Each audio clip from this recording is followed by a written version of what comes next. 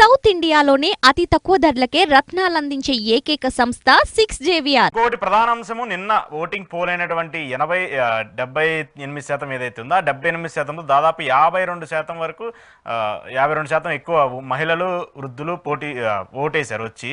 ఏంటి దీని వెనక వాలంటీర్ల ప్రభావం ఉంటుందంటారా? వాలంటీర్ల ఇంపాక్ట్ కనిపిస్తుంది. చాలామంది ఇంటింటికి వెళ్ళి గతంలో ఏదైతే జగన్మోహన్ రెడ్డి సంక్షేమ పథకాలు ఇచ్చిన వాళ్ళందరూ ఉన్నారో వాళ్ళందరూ డైరెక్ట్గా ఇప్పుడు ఎన్నికల కమిషనే వాళ్ళని తీసేసి వాళ్ళకు సామాన్య మనుషులుగా భావించాలని చెప్పింది.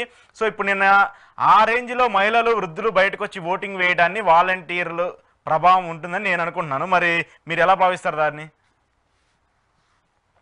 రెండు ప్రభావాలు ఉన్నాయి. వాలంటీర్లు ప్రభావం ఉంది. అంటే ప్రశాంతంగా భయంగా మనం మర్యాదగా ఉందాం, ఎవరు వస్తే ఏంటి కర్మ అనుకునే వాళ్ళని పిల్లిని ఇంట్లో వేసి కొడితే తిరగబడుతుంటారు కదా, వాళ్ళని కొట్టి పోయి వైసీపీ చేసేలాగా చేస్తున్నారు తెలుగుదేశం వాళ్ళు. కాబట్టి ఖచ్చితంగా వాలంటీర్లు వైసీపీ వాళ్ళు ప్లాన్ చేయాల్సిన అవసరం లేదు. కోపం ఉంటుంది కదా, మమ్మల్ని ఈ పరిస్థితి తీసుకొచ్చి నీలే అని చెప్పి.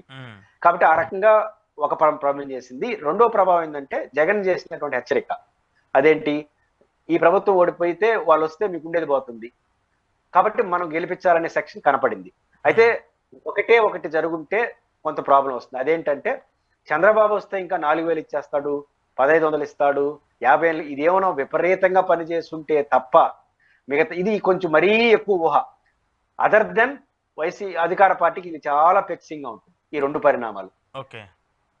ఒకటి జగన్మోహన్ రెడ్డి ఓడించేసి ఈయనకి ఇచ్చేస్తే మాకు భారీ ఎత్తున ప్రయోజనం పొందుతుందని నమ్మేసి చంద్రబాబు కోటేసే పరిస్థితి ఉంటే తప్ప జగన్మోహన్ రెడ్డి గారికి అనూహ్యమైనట్టు మద్దతు వస్తుంది. ఇది యాజ్ ఇట్ ఈస్ గా ఉంటే మాత్రం ఆయన అనుకున్నట్టు వైనాట్ 175 కాకుండా ల్యాండ్ స్టామ్ విక్టరీకి దగ్గరగానే ఉంటారు.